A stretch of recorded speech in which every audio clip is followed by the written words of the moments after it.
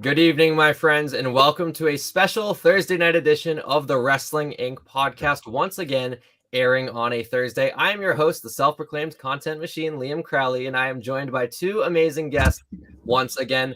First, to my immediate left, the man behind the machine, Wrestling Inc. founder and owner, Raj Giri. Raj, always a pleasure to hop on these mics with you. And then thanks for being on again. I think we're the reason that Impact's ratings went down last week. So thanks to everyone for tuning in.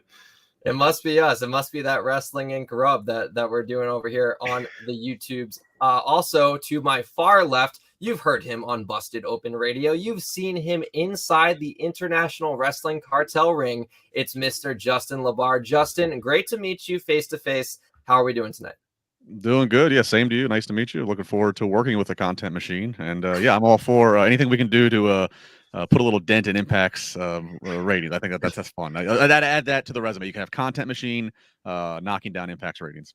It's a gimmick I've been trying to get over for like a year, and we're still probably just pulling the dark matches, whatever. Either way, we're here to talk wrestling news. We're also here to venture outside of the squared circle and talk about the top things going on in entertainment. The Thursday night edition of the Wrestling Inc. podcast is not just wrestling related news, which we will get into off the top. We're also going to step outside the world of pro wrestling. This particular week, we will be talking the Super Bowl, our predictions, the money line bets that are going on, as well as the galaxy far, far away with all the crazy news going on in the world of Star Wars. But to kick things off, let's get into the biggest news of the week, literally and figuratively. The heavyweight Keith Lee has made his way to AEW. He was the surprise signing that Tony Khan has been teasing since, I believe, last Friday, making his debut against Isaiah Cassidy, winning a fairly quick match, but still pretty competitive, and qualifying for the Face of the Revolution ladder match. He will go on to that AEW pay-per-view later next month on March 6th. His theme, everyone was raving about it, composed by AEW music producer Mikey Ruckus.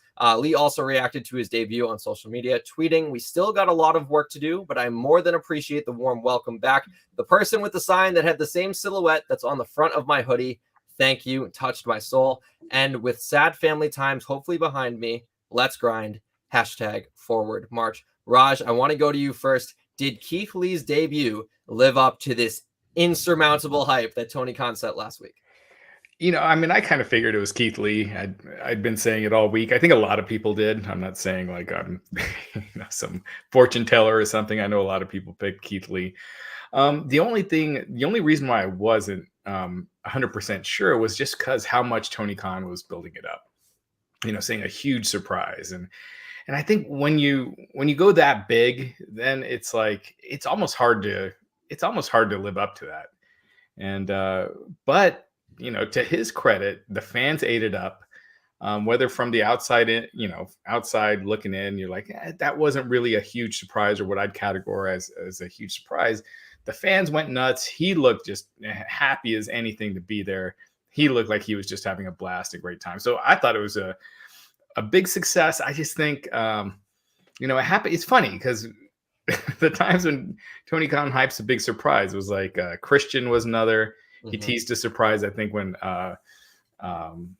Brody King showed up, but never did with Bryan Danielson or CM Punk. Granted, CM Punk, everyone knew he was going to be there, but Tony Khan never specifically said anything to tease that he would be. So, it's just kind of funny when he picks to hype up these surprises. But I thought it was a lot of fun. I thought that first hour of Dynamite was one of the funnest shows I've seen in a long time. Absolutely. Yeah. Shades of AJ Styles too, with the catchphrase popping up on the Tron and everyone knowing immediately without the name. We saw Phenomenal at the Royal Rumble 2016. We see Limitless. We know exactly who it is. Justin, I'll go to you now. Your initial reactions to Keith Lee's AEW debut? Yeah, the crowd ate it up. It was a great pop. It's the second biggest pop he's had in his career, probably only second to the one he got when he appeared in the Rumble, and he had the moment with Brock in 2020. There needs to be a fair evaluation of what's a big signing. As Tony Khan said, the Wrestling Inc. headline we had was, only a handful of people, Khan said only a handful of people knew of this big signing. There needs to be a fair evaluation of what's a big signing, and then the other side of the spectrum of he's good to have. It's nice to have him. I think Keith Lee falls somewhere in the middle, but it's like a catch-22 for Tony, because he is so media accessible. He's on Busted Open every week. He does other interviews. He replies on Twitter, which, I mean, that's cool that this billion-dollar booker is doing that. So it's like, if he is going to promote that there's somebody coming to get some buzz, he's not going to like he's not going to, well, this guy's okay. Like, I mean, so I understand having to, like, you're spending money on him, so you must be worth something. But at the same point, to Raj's point, he didn't have to say anything for Punk. He didn't have to say anything for Bryan. Didn't have to say anything for Adam Cole. I don't want Tony Khan. Right? It's called Dixieing yourself, as in Dixie Carter. I don't want Tony Khan to fall down that well. But in any which way, it was a good debut. Crowd's there. Now we'll see if that crowd reaction holds up week in and week out. Yeah, sustaining that crowd reaction is going to be absolutely big. Raj, I'll go to you next with this next question. Where do we see Keith Lee going in AEW? Short term, it's obvious he's going to the Face of the Revolution ladder match, but that's in less than a month. We've seen kind of the start-stop momentum with these big signings. Jay Lethal comes to mind. Even Kyle O'Reilly very recently has only had one match in the promotion. I know he's got some family stuff outside of the ring. I believe he's either expecting a child or the child has recently been born. Either way, AEW doesn't have the best track record at sustaining that momentum that Justin brought up. Do you see Keith Lee being a long-term piece of the AEW puzzle? I do. I think just because he brings something unique, with his size and his agility for a guy his size. He looked bigger than I've seen him in a long time. Probably because he wasn't wearing a singlet. Right, that could be part of it. But I thought he looked really impressive, and I think with him, I think you put the TNT title on him. You have him win that match, beat Sammy Guevara, because he's a guy, he delivers. And this is not a knock against other guys that they brought in, because Jay Lethal is awesome. Brian Cage has a ton of potential, but they brought in a lot of guys who come in and then they just kind of wither away and just kind of fall out of the spotlight. I don't see them doing that with Keith Lee, at least anytime soon. I think he's going to get a full shot. And I think part of that is he can't lose to Sammy Guevara right off the bat. So I think he wins that TNT title. Yeah, you're echoing the sentiments right there in our chat. Anthony Y says he will be the next TNT champ, so something to look out for sure. Justin, I'll go to you now. Dream feuds or storylines for Keith Lee in AEW. Are there any members of the AEW roster you see the Limitless One needing to match up with in the short term? That's a great question. I don't know. It's so wide open because he is who he is, because he is the size that he is, but he does the moves that he does. The agility and speed that he has. So there's it's kind of the reverse question. It's kind of like, make me a list of who you don't really care to see him, and then that list is probably pretty short. Like, there's a lot of fresh, even if it's guys that are formerly, even if it's a Miro or, again, Bryan Danielson, guys that he never got to interact with when they were both over in WWE or NXT. So yeah, I mean, there's not a whole lot of matches that I don't want to see that Keith Lee could have. I mean, he is a bigger guy, and AEW's roster, aside from their big guys, their Lance Archers, their Wardlows, their Luchasaurus, I mean, a lot of their guys are smaller. Like, I mean, look, you put Sammy Guevara side by side to Keith Lee. That looks like a man beating up a child. And Sammy's, and I like Sammy. It's just, I'm saying the optics of it. And don't even get me started if Marcus Stunt was still there. But no, I mean, there's a lot of, because of what he does, a lot of potential. I do want to see, how does he hold up?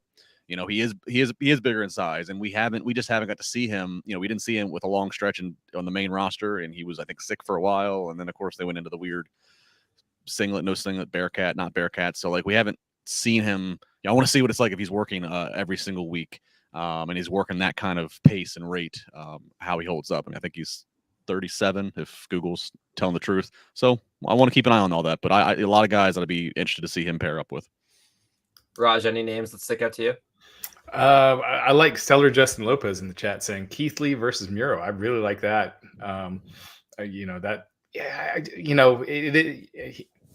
Justin Lopez also earlier mentioning that it was night and day with the main roster run in WWE. And it's funny because Keith Lee came in and beat Randy Orton right off the bat, and then just quickly, just kind of withered away. Then he got injured. He had COVID. He had the health issues. Just, it was never able to get back on that train. And man, I felt like there was such a missed opportunity when you had that Royal Rumble moment with Brock Lesnar and Keith Lee, and you saw Brock went, whoa, who is this big big fucker. I think MFR was the exact words that we mouthed. Yeah, exactly. So yeah, I like all of it, and I think him and Omega could be awesome. So there's a ton of potential great matchups there. Yeah, the sky is the limit for Keith Lee in AEW, or should we say limitless? Because I feel like that's what he's going for. Anthony Y says, I'd like to see Wardlow versus Lee, battle of the big guys. That would be a barn burner, especially with Wardlow on just the trajectory he's on right now. Keith Lee versus Phoenix when possible. Big versus small dynamic is fun. I love that. Someone that can bump for Keith Lee, I think, is key. That's why I loved Isaiah Cassidy being his first matchup, because we saw it right off the bat. That toss, good Lord, he threw him like 12 feet in the sky, higher than a basketball hoop. I was blown away. Justin, any moments in the match specifically that stuck out to you that was like, man, this is Keith Lee that I haven't seen since NXT? Well, I mean, yeah, that spot you just mentioned of him tossing Cassidy at the open. I actually like the post-match bit with having both Private Party attacking him. And I forget which one it was of the Private Party, but the second one comes and does a front flip dive over the top rope, and Keith Lee catches him and holds his ground. I mean, that visual, and then power bombing him onto his partner. That visual was a great stamp to put on the to close out the opening debut. So, and I love my dude Wardlow, but if there was Wardlow versus Lee, they'd have to get really creative on how Wardlow's going to power bomb Lee. and to Trevor's point, when you look at like someone like Undertaker, and they would always put him up with these big guys, but really the dream matches were the smaller guys. His matches with Kane were great storyline wise, but his best in-ring matches were Bret Hart and Shawn Michaels. And the smaller guys, AJ Styles would have been fantastic if they went to it, but they still, with that cinematic match, it was the best thing at that WrestleMania. So yeah, that's Goldberg. I wish they'd put him in with some smaller guys who can really work around him, because yeah, I think a lot of times monster versus monster is not necessarily the best. And that rings true even with Brock Lesnar. If we look at Brock's run, especially in Brock's most recent run in WWE since Suplex City, I mean, he's had his better matches against guys that are Cena, Bryan, Style. I mean, it's been against the smaller guys that have been the better ones. Yeah, and I really do think the sky's the limit for Keith Lee. I love what you guys are saying, specifically with the smaller opponents. I do think a monster versus monster clash could play well down the line, but we got to build Keith Lee up first. And I think that first feud against a smaller guy, I don't hate the idea of rushing him into a program with TNT champion Sammy Guevara as soon as maybe Double or Nothing in May. I think that could play pretty well. Another debut we had on AEW, kind of out of nowhere, and with some behind the scenes knowledge, it basically did come out of nowhere. Jay White, the Switchblade, making his AEW debut, entering through the Forbidden Door, over from kind of the Impact Zone, I guess, because he's been doing a lot of Impact Wrestling tapings recently. Obviously, he's a New Japan talent. He's a former IWGP Heavyweight Champion. He's no slouch in terms of a star power to get, which led a lot of people to question, why is he debuting in a backstage segment?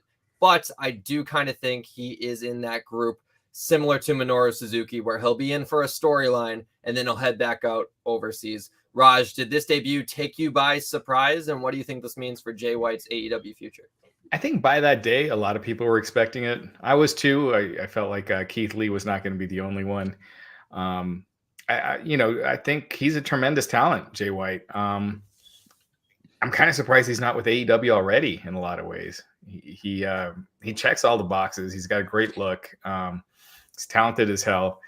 And Tony Khan even said that this was kind of a last minute thing. He had been promising the Forbidden Door with Keith Lee. And when he realized that the term Forbidden Door didn't fit with Keith Lee, he scrambled and made the Jay White thing come together. So he wasn't false advertising. So, props to Tony Khan so I don't think anyone after the Keith Lee thing would have been like, what the heck? That's not a Forbidden Door. I mean, you could be like, it wasn't a big enough surprise, but I don't know how many people would have really been upset over the terminology, but he took it seriously and made up for it. So pretty cool. What I love about the last minute nature of it is it's last minute. He explains why, but then they managed to at least actually tie it in to furthering an existing story a couple segments later with Adam Cole. With the Bucks accusing Adam Cole of like, why didn't you tell us that he was here? And he's got issues with Omega. They got history, and like furthering this, Bucks Adam Cole, are they trusting each other? They're looking over each other's shoulders. So that's what I appreciated, that it wasn't just okay, let's have Jay White appear for the sake of a surprise, it's the sake of a forbidden door, but that they actually gave it even more context to further a long-term story, a major story with what's inevitably a Bucks Adam Cole split. Real quick, let me ask you, speaking of Adam Cole, I had put out a tweet this past weekend that I woke up in the morning, I was like, holy crap, it got a ton of attention, but I was like, now that it's clear that Adam Cole is facing Hangman Page for the title at Revolution, does it make any sense that Orange Cassidy beat him a couple weeks ago in that lights out match? And some people lost their mind. A lot of people are like, it doesn't count. It's like, no, but you saw him lose. You saw Orange Cassidy put him in that little hug, take him off the stage and pin him. The visual is there just weeks before he's going to be challenging for the title. And he's not someone like a Kenny Omega that he can take a loss and it doesn't hurt him at all. Adam Cole is still kind of on the ascension. So it just made no sense to me to have Adam Cole lose that match. I don't know. What do you guys think? Does it make you more excited to see Cole versus Page? It's the same, less excited, or, it doesn't really matter. I thought Cole made up for it in that kind of vigorous promo he cut last week, or I believe it was on Rampage, actually. He went off for like 6 minutes about how he wanted some damn respect and whatnot. But I do agree. The visual is jarring. And also because we talk about previous lights out matches and how they've had effects on world title storylines, everyone will point to the Full Gear match between Moxley and Omega and how when eventually they would face for the title again, a year later, Moxley would always say 1-0 against Moxley, or Omega would always say 1-0 against Moxley. That match didn't count. He didn't beat me. But the biggest difference there is not only were those programs separated by a year, Omega lost to John Moxley. Like Orange Cassidy, I think they've done a phenomenal job of building him up as like a legit contender. Somehow it's wild that gimmick actually feels like a legitimate wrestler, but it's still Orange Cassidy. You know what I mean? Like there's still a weird vibe of your future world title challenger in less than a month getting pinned by, the Sloth wrestler, the King of Sloth style. I don't know. That it did kind of rub me the wrong way for various reasons. Justin, how about you? Is that visual jarring? Is that lessening the impact of Hangman versus Cole? No, I mean, you know what? Maybe I'm just such an Adam Cole fan, but when he came out at the end of Dynamite and and kind of like just solidifying that it's he's going to be the next challenger. Nothing went through my head of like this doesn't in commentary to their credit. He's ranked number one. He's the number one contender. Like, and you're right, Liam. I mean, the past lights out matches have had ripple effects of standings and what have you, but I think that's the only reason I'm okay with it. If he would have lost Orange Cassidy in any other way, I think it would have been like, huh? But because it took to such extreme lengths, that's one of those matches where it's like it's lights out match. They go to such lengths that like I don't really see a loser in there. It's like no matter what, both guys, Orange Cassidy, it's reminded that he can turn on and have that second gear that he can switch into when he needs to. Adam Cole still again went the distance. It didn't bother me. It really doesn't. He fits. Adam Cole to me fits. I'm not bothered by it. It's okay. But why even do it? Why even have him lose to Orange Cassidy when you're going to be challenging for the world title? Well, I mean, I won't argue there. I didn't when it was happening. I wasn't sure. Like I was kind of curious. Like there's a lot of people Adam Cole could work. Like now I do think he personally really wanted to work with Orange Cassidy. So maybe that's one of these things of Tony appeasing a new talent that wants to do something with somebody before like, okay, Orange Cassidy's not going to be world champion. He's not going to be in the world title picture of AEW. Not now, probably not ever. So maybe it's one of those things. Adam Cole comes in. That's something he voices to Tony Khan. Hey, I'd love to work this guy. Can I get it in before you do put me into the world title picture? Before I do have other things to do that wouldn't include him. So I mean, and those things go on constantly of trying to keep talent happy and what they would like to do, and so that could also be. But I agree, Raj. I wasn't sure as a fan why that needed to happen when it did.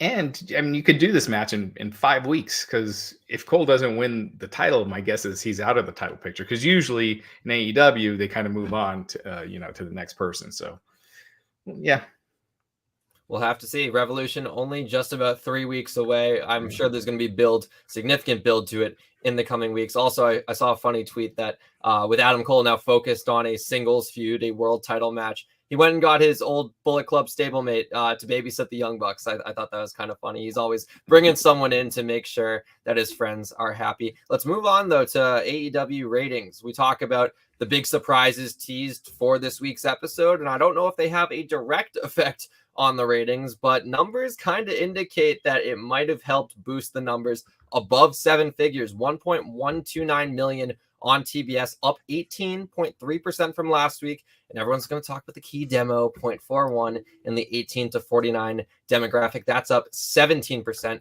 Also number 1 on the cable top 150, up from number 3 last week. Raj, you're the ratings guy on Wrestling Inc. What do these numbers mean for Dynamite? Is this sustainable going into their biggest pay-per-view, or their first pay-per-view, I should say, of the year? I mean, I'd consider it a huge success, considering. Yeah, I'd consider it a huge success because it's their biggest audience since September 29th. So, I mean, it just way, and last week they had CM Punk versus MJF, which that one underperformed that episode. Yeah. So this one, I mean, it was up huge, up 18% in total viewers, the 18 to 49 rating, up 17%. As far as the 18 to 49 goes, it's, depending how you look at it, it's third best, third worst, tied for the third best or third worst. Another episode did a 0.41. There were 2 others that beat it. But year to year, looking at the same week last year, they're up 52% in total viewers and 41% in 18 to 49. Last year, they were up against NXT. And when I was kind of looking at the numbers, basically the viewers went up 30% once NXT moved, and 18 to 49 moved 20%. So even factoring that in, this was a big success. So, it was a great night for AEW. Justin, I'll ask you, the transition to TBS. I mean, I feel like it's kind of an obvious answer, but it's been pretty seamless so far. Like, what are your thoughts overall on moving from TNT to TBS for AEW? Yeah, it's been good for them. Mix of the audience being there. I mean, some people talk about Big Bang Theory being on before. Does lead-ins help? They've had some good content. Like Raj, I was very surprised that the MJF CM Punk episode did not even top 1 million, which had me very curious about what last night was going to be. When last night was, they had the Page versus Archer match advertised, but so much of what we thought last night was going to be was tune in. Trust us, we have surprises and everything. So I wasn't sure how that would translate. But yeah, so far with TBS is going well. I mean, I really, year over year is what I think is important, because to me, I always look at with wrestling year over year, because I want to look at what were you doing at the same time last year. At the same time last year when you had the same part of the calendar, so you have the same kind of competition as it relates to sports and politics and other sitcoms and dramas. So that I think is what you look at and say, okay, in this last year, we've invested in the CM Punk, we've invested in a Bryan Danielson and Adam Cole, and then you look at the homegrown AEW guys and girls who are being developed and rising up, and I think that's where you say, okay, they are making a difference. Okay, maybe Punk's not the highest quarter hour every time, but the fact that he's here has brought a buzz, and I think all of them is a recipe for one big, that we're doing the right thing. Look at the audience grow.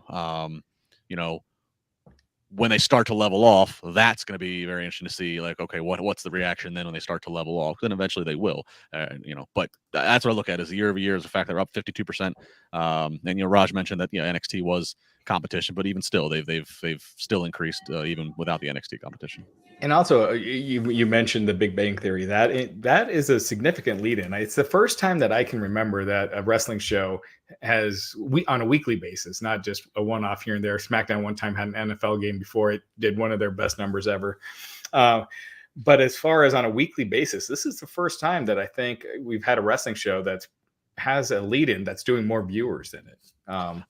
I think when we start our podcast, we should start just having like a 5-minute loop video, just Kaylee Cuoco, and then we come on and we see if she can help us, get eyes buzzing. Oh look, there's we need that lead in. Absolutely. Yes. But on Dynamite last night, the lead in, the first quarter hour did 1.25 million viewers, and the last, which was the Adam Page match, the world title match, it did 1.06. So it was a drop of 15% from that first quarter hour to the last. And the Keith Lee, that even wasn't the highest quarter. So it's consistently the first is always the most viewed. almost always the highest in 18 to 49 as well. So that is a huge lead in. Yeah, and Justin, you mentioned the year-to-year comparisons. A quick stat for you. This time last year, same week, up 52%. Obviously, it comes with the asterisk of it was closer. It was more of the pandemic era. I'm sure that there was some fans in attendance, but it was a Daily's Place show, limited people in the stands, but still up 52% in a calendar year. It's pretty good. Yeah, it's huge. And again, I think there's a little 30% adjustment with NXT. We're going to stop seeing that NXT advantage, as far as weighing how much up they're up this year. We're going to start, stop seeing that in April. But but even without that, it's up a lot. So it is a big success. Last week wasn't, this week was. Yeah, and speaking of kind of flip-flopping in ratings, Dynamite up this week, Raw down this week. Obviously comes with a huge asterisk. We don't want to inflate these numbers or deflate these numbers without addressing the elephant in the room. They aired on Sci-Fi due to the Olympics. The February 7th episode of Raw, which was this past week, as well as the February 8th episode of NXT 2.0, both on Sci-Fi, as well as next week's February 14th. Happy Valentine's Day, February 14th. That will be on Sci-Fi, as well as the 15th episode of NXT. 1.387 million viewers, down 25% from last week, which did 1.8 million by hour and kind of fluctuated, roller coastered up and down. 1.3 the first hour, 1.45 the second hour, 1.3 the third hour, and a 0.36 in the 18 to 49 key demo, down 23%. Number 3 on cable, down from last week's one. Raj, I'll go to you first. Are these numbers concerning whatsoever, or is this just Sci-Fi playing in? Oh no, this is, you can throw out this week and next week. What surprised me is that they didn't even advertise, or at least they didn't hit it hard last week that they were going to be on Sci-Fi. And then this past Monday, did they even hit it hard that it's going to be on Sci-Fi again next week? No, the approach that they've been taking is, I think they put out a thing to the talent and asked the talent to all tweet from their personal accounts, like Twitter's accounts, that they're, to promote Raw, promote whatever storyline they're in, but tag that it's on Sci-Fi. Because if you look, that's what almost every Raw talent did. But yeah, there wasn't anything said on the last Raw on USA of, hey, don't forget next week. Like, I don't know why. Because that and then I looked and realized, okay, they're going the route of hoping people are just going to see it on social media from the talents. It's bizarre. You had 1.9 million people watching last week. Why wouldn't you have them plugging the hell out of it? And granted, I know they're not even probably counting this week's rating, but you still want people to watch. And it just almost felt like they're like, yeah, catch it if you want. But and the other thing is that since it was on Sci-Fi, a lot of DVRs didn't pick it up. So that first hour, it was hurt a lot because not only do people not know that it's not on USA, a lot of DVRs aren't picking it up. A lot of people start watching Raw a half hour in to fast forward through the commercials. And so the people that did that, so that's why I think you saw the first hour Raw, even the first quarter was like 1.1 million. So it was way down. But I actually thought, for being on Sci-Fi and not promoting it at all, I thought this number was pretty good. It was higher than I was expecting, with 1.39 million viewers, and that 0.36 that they did in the demo. That's not even their lowest that they've done. They've had shows on USA that have done lower, or at least one episode that's done lower. That was against a huge football game back in December. So, yeah, I actually thought, all things considered, and it was also the highest rated show on Sci-Fi so far this year. So that's what I was going to say. That even still, what they did on Sci-Fi was like a home run for Sci-Fi. So. Right? Yeah, exactly. So, it just shows. One of these days, maybe we'll have a discussion on, should WWE ever consider moving Raw to Tuesdays? And I think it just shows that people will try to find it. And my reasoning for Tuesdays is, now football season is basically all of January now. So you have like 5 months of not only losing fans during that period that don't come back, but also those 5 months of your ratings being down 15% or whatever. That brings your yearly average down. So I don't know. Just think, though, if they're transitioning now to Saturday pay-per-views, which I love, or premium live events, excuse me, you'd be dealing with production on a Saturday, production on a Tuesday, turnaround production on a Friday.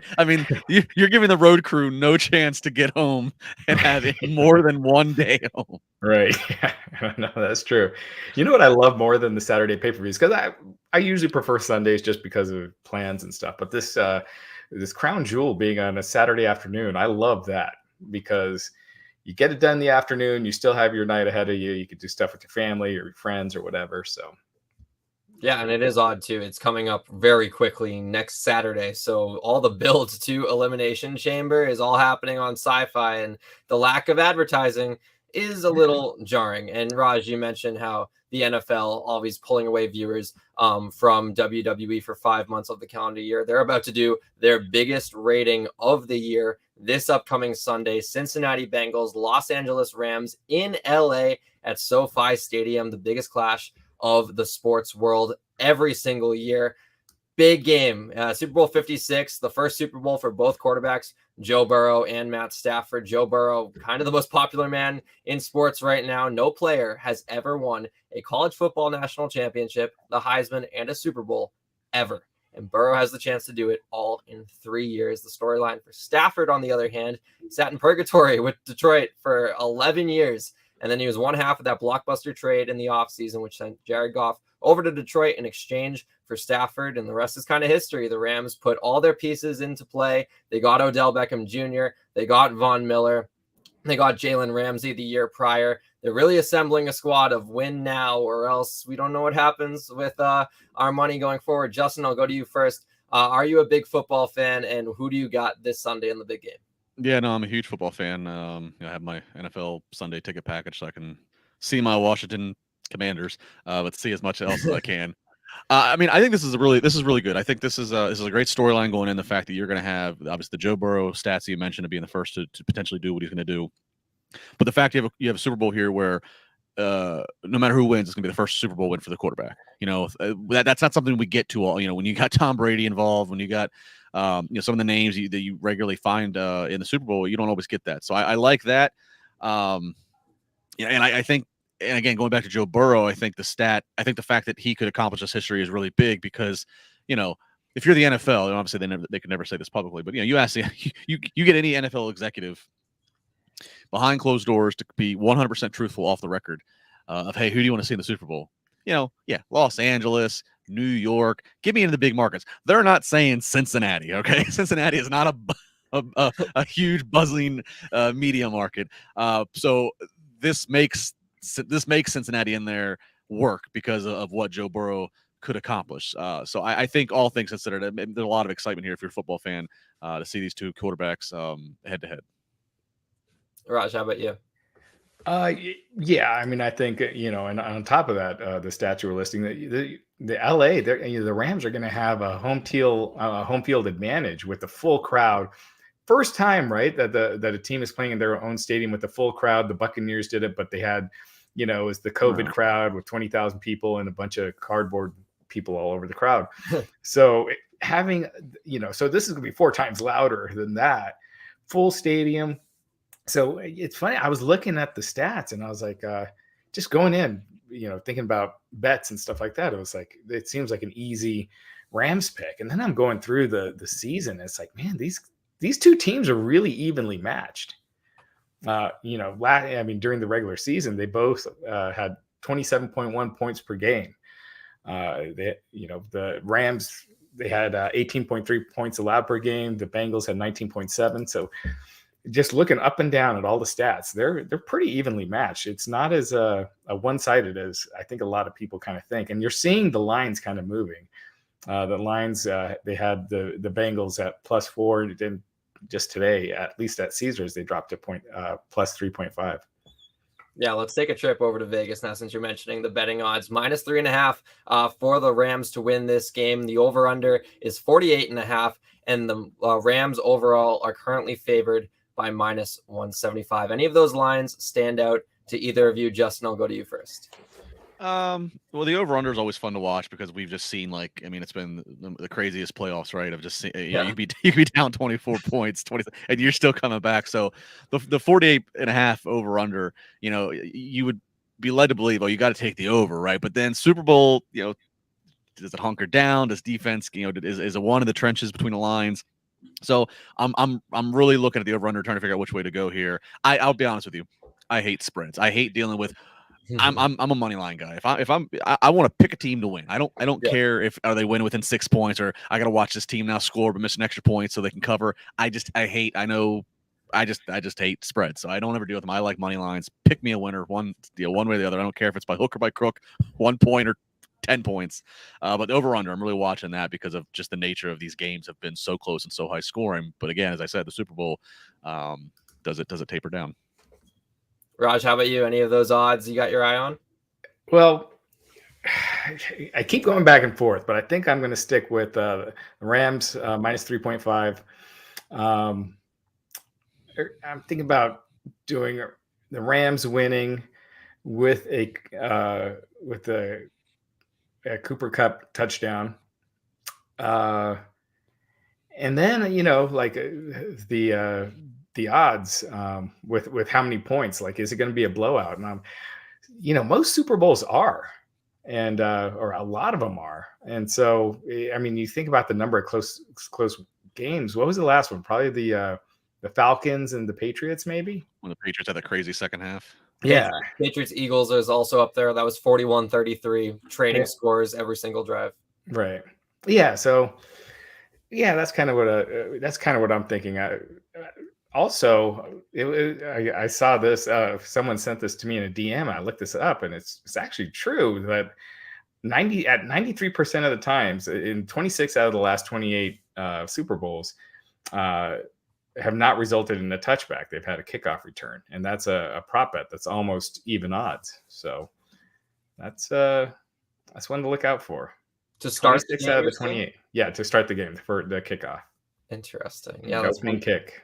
Want to keep your eye on for sure. Speaking of prop bets, are there any prop bets either of you like to play with? I know a big one is heads and tails. I remember in past years, heads has been favored like minus 60, and everyone's like, how is that possible? It's a 50-50 chance. Also, the national anthem, the runtime of it, people love to bet on that. All my friends will start their timers and are screaming, stop holding that note. Let's get this over with. Justin, any prop bets you're looking out for this Super Bowl Sunday? National anthem's always fun, like you said. She's getting too breathy. Stop getting breathy. The one that I'm looking at this year, I think that's gonna be fun, is last play of the game to be a QB kneel, yes or no? But because again, as I said, the nature of this playoffs for how it's been like down to the wire, down to the final second, and for nothing else, even if it's a blowout, it keeps you invested to the end of the game because you're watching who's gonna have the ball at the end of the game to. Is it going to be the team that's down that's obviously just gunslinging it or whatever, or is it going to be the team obviously that's like? So that's kind of fun because it just keeps you kind of invested the whole way. Let you sit there and finish your drinks and snacks no matter what. You got money. You got money until the final clock hits zero. You want to talk about finishing the game? Trevor Snook with a great regular chat down there. What color Gatorade bath? That's always fun. I'm a New England Patriots fan, so I've been fortunate to see a lot of Super Bowls, and everyone's always got their eye on what is Bill Belichick going to get doused in. Raj, any prop bets you're going with this year? If the Rams win, I think Joe Burrow's if the Bengals win, I think Joe Burrow's the MVP. But I'm not so sure if that's the case if the Rams win. So a non-QB winning MVP, I think that was plus 250 when I looked. So I'm kind of looking at that one too. There's one who is the first one out for the Super Bowl halftime show, like the first singer out. Ooh. That's a really good question. Did you guys hear about what they've been doing to try to keep that under wraps? No. So they're doing the rehearsals this week, right? As you expect, with Snoop and Eminem and all those guys, and they've been blasting they have PA speakers set up outside of SoFi Stadium. They've been blasting like Bon Jovi and Red Hot Chili Peppers and things, so it's so loud so you can't hear and get any kind of a pick off of what the format, what the order is going to be for the halftime show, so you don't get it spoiled. Like I think that's awesome. I mean, because it's also too because you're in the stadium. SoFi Stadium's like it's in a residential neighborhood. Right. So, it's not if you're living in Inglewood, it's bad enough you have 100,000 tourists, center of the football world invading your space, but now you got to listen to freaking Bon Jovi blasting all damn day. Living on a prayer still holds up. I don't think it's you'd be annoyed of anything, blasting all damn day that loud. I just think that's hilarious to me. That is hilarious. Dead or alive, who do you pick coming out first, or do multiple people come out first? I mean, I'm gonna go Snoop Dogg. I'm gonna go Eminem. I think they go in the order of the commercial, and Drake comes out last. That would make sense. Dre feels like more of a main event player in terms of later on. He feels like not he is advertised, but he almost feels like he's in that special guest slot, like how many people have been before. Red Hot Chili Peppers come to mind with the Bruno Mars halftime show a couple years back. One of my favorite prop bets that I've never executed on that I really should, because I seem to always get the random songs right, is what songs are going to be played. Last year, I had a funny feeling that The Weeknd was going to play House of Balloons just because it has a great transition in it that could bridge two songs together. It's a very niche song. It's an album track off his first album. And lo and behold, he played it. And everyone's like, why did you not? It was like plus 10,000. You could have made bank. Any songs from any of the artists that are performing this halftime show that you guys are looking out for? Oh, we lost Justin. Still Dre. Dre Day. Sorry. For sure. God, what's like a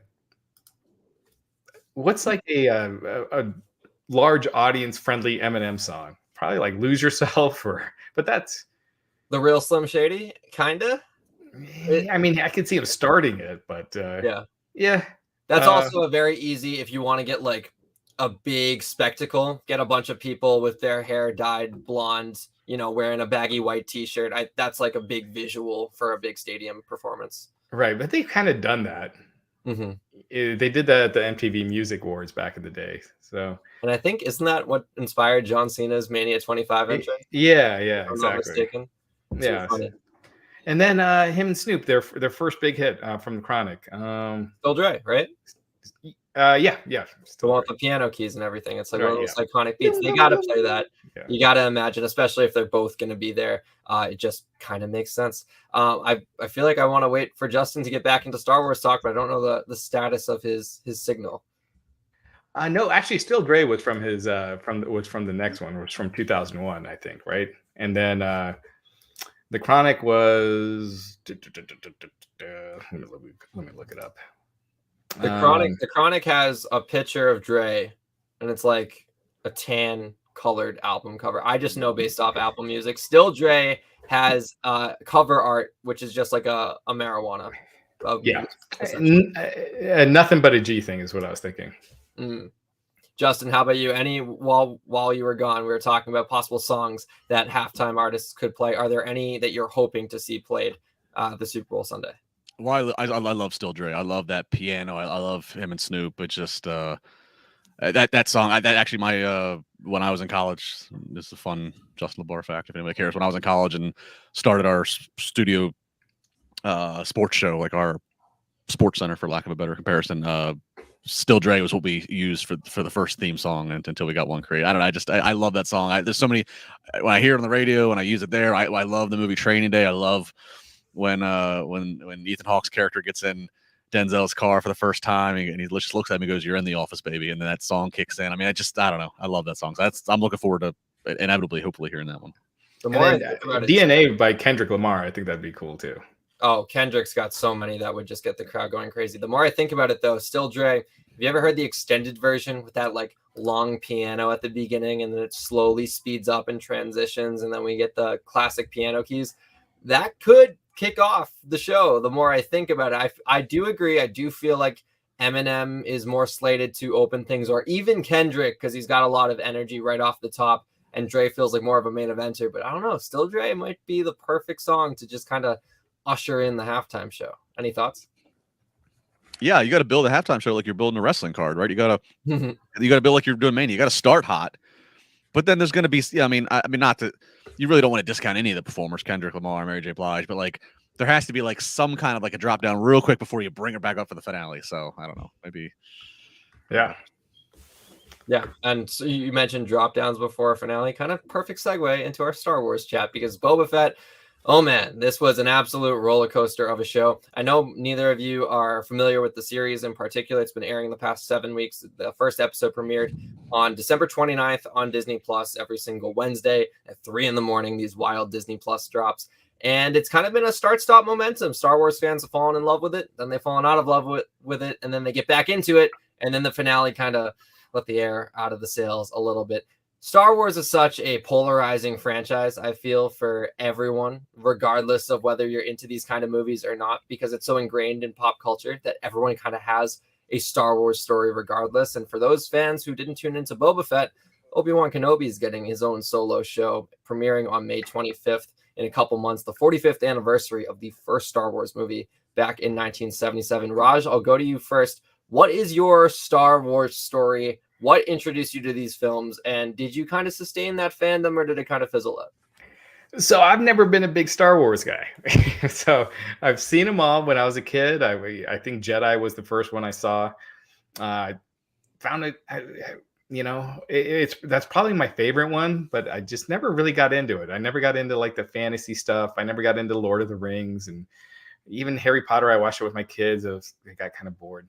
I like Game of Thrones. That's probably the one exception, but yeah, I have watched most of them. I stopped at the 8th one, the Last Jedi. Yeah, the Last Jedi. Very polarizing movie. Yeah. No, that was the 9th, right? The Last Jedi was polarizing in the sense that people loved it, people hated it. Rise of Skywalker pretty unanimously just panned. Okay, that was the 9th one. Was Rise of Skywalker? Yeah. So Last Jedi, I was watching it at home. I just couldn't get into it. Never finished it. It's still. I think I actually bought it just because it takes me so long to watch it. It can take me like 3 nights to watch a movie now. So it's still sitting there. I plan to maybe one day watch it, but never got into it. I did watch a couple episodes of Mandalorian, and it seemed entertaining enough, but I wasn't like sucked in. Like I'm watching this show Succession right now, where it just like I'm like week to week. I'm like, okay, I got to watch the next one. I haven't really got that. So, what do you think? Would a non-Star Wars fan find Boba Fett? Because Boba Fett's not like one of the main characters. It's like when I started one of my first websites, my partner, he named one of the servers Boba Fett, and I had no idea what that was for a while. And so I never got it. But yeah, would a non-Star Wars fan get into something like Boba Fett? I really don't think Boba Fett's the project to get you into these movies. It made me this character of Boba Fett was so mysterious and so just cool looking. Basically, for a wrestling comparison, he was someone with dope gear that people were like, give him, a main event push, put him on TV more. And then it happened, and it kind of exposed all of his weaknesses, essentially. And 7 chapters focused on Boba Fett. The best episodes of this season, pretty unanimously on social media, were episodes that barely included him. And I'm talking 30 seconds of screen time in each. It focused on side characters. The Mandalorian, you mentioned watching that show. They brought him in for a couple episodes, and he was the main focus, immediately kind of taking shine away.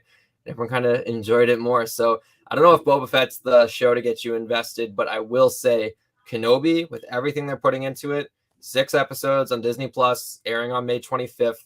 It looks like it's going to be a 6-part movie. Like, we're getting Darth Vader back. We're getting Ewan McGregor back. We're getting Hayden Christensen. We're probably going to see the Death Star because it's set before the first Star Wars movie. So who knows? Star Wars is a roller coaster. People get invested, people fall out, people get invested, people fall out, and it happens over the course of a year. It's not like it's spread out across decades. The momentum is so weird. Justin, before we started recording, you mentioned that you have seen one Star Wars movie. I'm curious as to which movie that is and if you enjoyed it whatsoever. If I recall correctly, I saw the very first one, the one in 1977, I think you said. So I had never seen the Star Wars movies, and it wasn't for any like I just never did. I just never got around to doing it. I mean, I was born in the 80s, so 80s, and they didn't make the first Star Wars movie made in my lifetime are the ones I'm always told you don't need to see are the ones in the 90s that they did with like Natalie Portman and all that. Mm-hmm. So never seen them. My wife's a huge Star Wars fan. She's not watching any of this stuff right now. She's not watching Boba Fett, but she's always says it's the greatest ultimate story of good and evil. She's like, you as a wrestling person, you'd like it. And I'm like, one day I'll get around to doing it. So, but she's like, go in order. So I think, we did watch the somewhere in the last couple of years, we watched the very first one. And she said, of course, give it fair judgment that it's not going to be today's effects and abilities. It's 1977. And I did enjoy it. I watched it. And like, it was one of those things like I watched. I was like, all right, I'll watch the next one when we get time to. But it's fun to me. I when like things like this with Star Wars come out, like the Book of Boba Fett, I'm a fair gauge because I have no bias. I'm a fair gauge of like saying, okay, this must really be doing something good because I can just read social media and just as a fair, I look at it as, oh, so this is what it's like to be a super, super casual wrestling fan to like understand that something's apparently going on big in the wrestling world. That's kind of how my perspective is with the Book of Boba Fett and Mandalorian and all these things that come out in the Star Wars universe.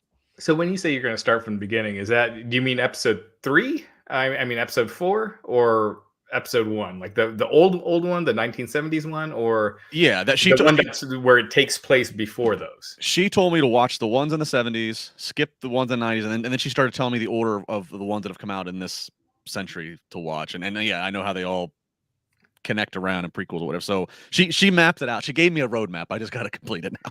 Yeah, I have a Marvel roadmap because I always like the Marvel movies, but now, I mean, Justin, with kids, to watch a movie, by the time they go to bed and everything, and if you got work, you got maybe 45 minutes of time that you could sit and watch something. So if you start a movie, that's a 2 to 3 night adventure. And so the Marvel, going through the Marvel stuff, it's like 31. I've seen some of them, but it's just, it just gets so intimidating. I'm like, should I even watch the new Spider-Man yet, or wait until I'm all caught up? See, I haven't watched a ton of movies, but I've been just streaming different shows, and it's like, you're right. Like, I love Ozark. So love Ozark, but I'm glad that I finally got into Ted Lasso, because you're right. I'm on the East Coast, and on nights that I'm not, here with you fellas, by the time I get my oldest to bed, it's 9:30. So at that point, it's like, you're right, to watch a movie. So that's why I love Ted Lasso, because it was something that they're 30-minute episodes. I could have it on she could be in the room on her iPad or whatever, even with headphones, and she's not gonna, the few jokes I wouldn't want her to hear, she's not gonna understand them. She's 7, so that was the nice thing about Ted Lasso, is I could get a couple in a night. But obviously things like Ozark, I gotta wait till she goes to bed, and take whatever. Yeah, exactly. But we got to do Ozark one of these weeks. We got to do Ted Lasso. We'll just keep picking stuff. We should do Spider-Man, the new Spider-Man, when it hits DVD and everything. So everyone, I guess everyone has seen it already, but for those of us that haven't yet. Yeah. Are you guys Ghostbusters? Any of you guys see the new Ghostbusters? I want to see it. It's good. It's my issue with Ghostbusters. We talk about just fandoms and everything. It felt like too late for me, because I got into Star Wars because the prequels were coming out when I was a kid, and it was nice to kind of just get back in. We just lost Raj, but it was nice to kind of get back in. Ghostbusters was such a wide gap between the ones in the 20th century versus the ones coming out nowadays. And I know they're not all necessarily linked. I think the female-led one is in a different universe or whatnot. But Afterlife got a lot of good reviews. Justin, did you check it out? I did. This was actually one I made a point to go see in theater, and I haven't done. That's the first theater movie I've done since COVID was a thing. Yeah, it's really good. And you're right, the all the other Ghostbusters, they did the all female version one, and that's it is what it is. But yeah, this one, if you like the first Ghostbusters, if you like the very first one that came out in '84, I think this is a direct sequel to it. And there's one or two small things that, if you have seen Ghostbusters 2, that does carry over. But by and large, you could have never seen Ghostbusters 2, which I like Ghostbusters 2. That came out in '92 with Vigo and everything. You could have never seen that. As long as you saw the first one, that's what directly lines into this new one. And they really tied up and did things right. It was well done. And it's funny because you see this happen with so many movies being remade. I like Ghostbusters. I like the original Point Break movie, surfing and cops. Yeah. And then they remade Point Break with skiers and whatever. And so there was a year or two where I get so pissed off because they'd swerve me. I'd be on the channel guide, and I go to a movie channel and I see Point Break's on. I'm like, yes, let's get Keanu Reeves and Patrick Swayze. And it would be the new one, and I get pissed. And then I see Ghostbusters, get excited. It'd be the all-female one. Well, now, no longer am I seeing the Point Break one. That's back to the '91 version. Now I'm not going to see the all-female Ghostbusters anymore. That one's getting pushed aside like it ever happened. So now we're getting back to the originals being on my channel guide. So I'm not getting faked out. All right, you talked me into it. I'm going to check it out. Go see it. You might shed a tear towards the end. I love the first Ghostbusters. I did not like the second one. The female one, I was really excited about it. I think Kristen Wiig is just a genius, and I was so disappointed with that, just because they had such a great cast, and I just felt like, it just wasn't. They weren't utilized to the best of their comic ability. But I'm gonna check it out.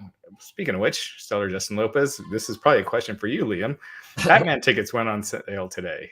Did you guys? Anyone buy them?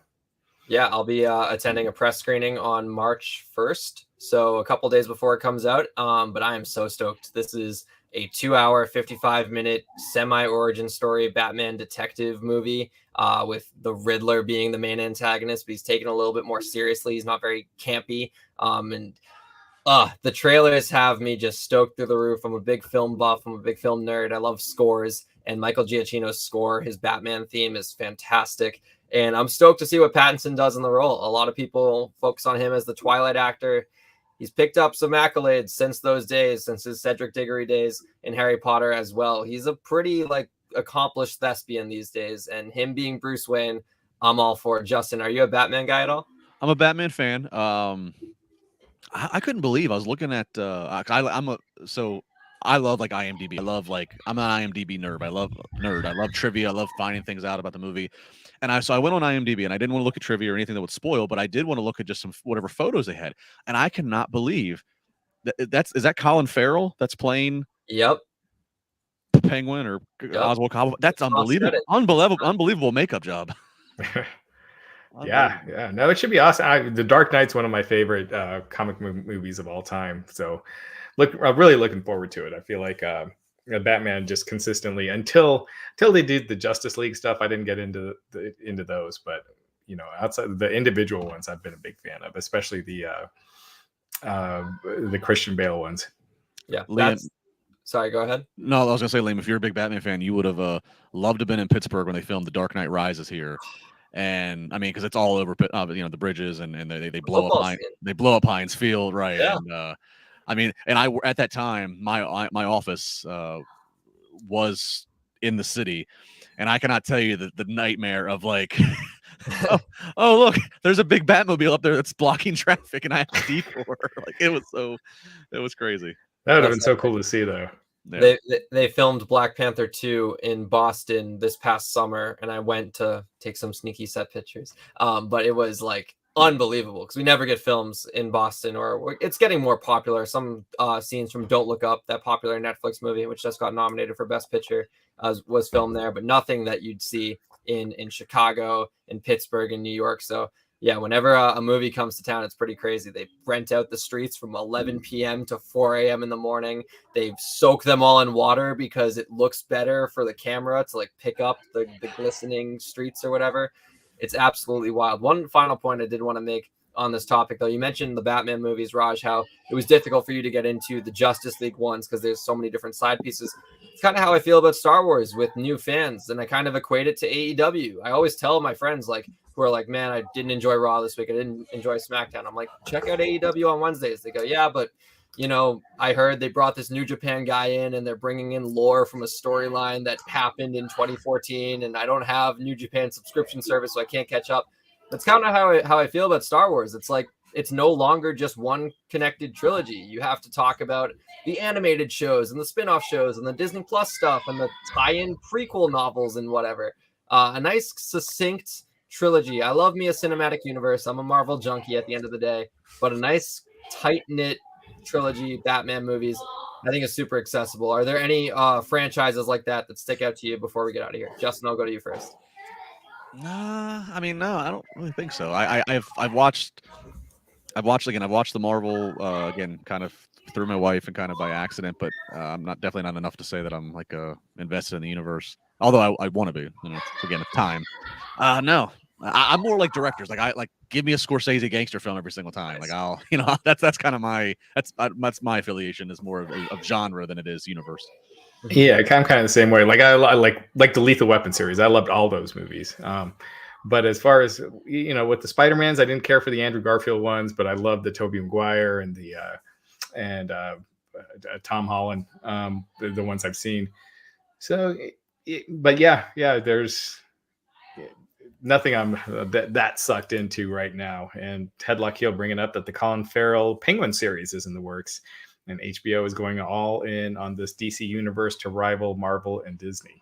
Yeah, they are milking this Batman property. It's one of 2 spinoffs they already have in the works. They're doing one centered on the Gotham Police Department, and they're also doing one centered on Colin Farrell's Penguin, probably going into the kind of underground crime scene of Batman's world, which, you know, if we're in the streaming wars right now, and HBO Max has a ton of good content, but it's kind of all old content. You know, they want to have someone fresh, something that's getting people to tune in every week, kind of like Peacemaker, which I'm sure we're going to talk about the finale when that does air. I believe next 2 week. weeks. 2 weeks, right? Oh yeah, next week. You're next right. week is the last episode. Episode 7 aired today, but everyone's raving about that. John Cena. We'll talk about his performance in this week's episode in a future episode of the Thursday night edition of the Wrestling Inc. podcast. But do we do Peacemaker next week or the week after? Maybe give it a week. Give people time to soak it in a little bit, because not everyone watches the Thursday premieres. They could always download and but all right, sounds good. 2 weeks for that. Well, bookmark it on your calendars. 2 weeks from today, we'll talk Peacemaker. Next week, we'll probably have some Super Bowl reactions, as well as all the top wrestling news in the wild world of pro wrestling that we cover here. Justin LaBar, thank you so much for joining us on the Thursday night edition of the Wrestling Inc. podcast at Justin LaBar. You can see his handle right down there below. Anything fun you're working on right now that you'd like to plug? Nothing new. Tomorrow morning's Friday morning, so I'm on Busted Open Radio at 10 a.m. with Mark Henry and Dave LaGreca. You plugged it up top, which I appreciate. IWC Wrestling, many Wardlow, Dr. Britt Baker, Katie Arquette, who was on last night, getting beat. I mean, we've got a lot of talent that's trained and started with us. It's on TV, so it's great if you want to see the stars of tomorrow. So just go to my Twitter, and all the links are there. Great to hear. Justin, right back on the mics bright and early tomorrow. Raj, how about you? At Raj Giri _303. Anything fun going on with Wrestling Inc. that you want to shout out? Just the usual. It's nonstop, just tons of news nonstop. It's just crazy all the time. Never a dull moment. And obviously we got Elimination Chamber next week. So hopefully we'll discuss some Elimination Chamber picks next Thursday. Yeah, that's going to be fun. Well, hey, this has been the Thursday night edition of the Wrestling Inc. podcast. You can find me on socials right down there below at Liam T. Crowley. Make sure to go and follow at Wrestling Inc. on TikTok. Daily news updates over there, as well as clips from the Wrestling Inc. Daily. Shout out Nick Hosman. Thank you all so much for tuning in. We'll see you next week.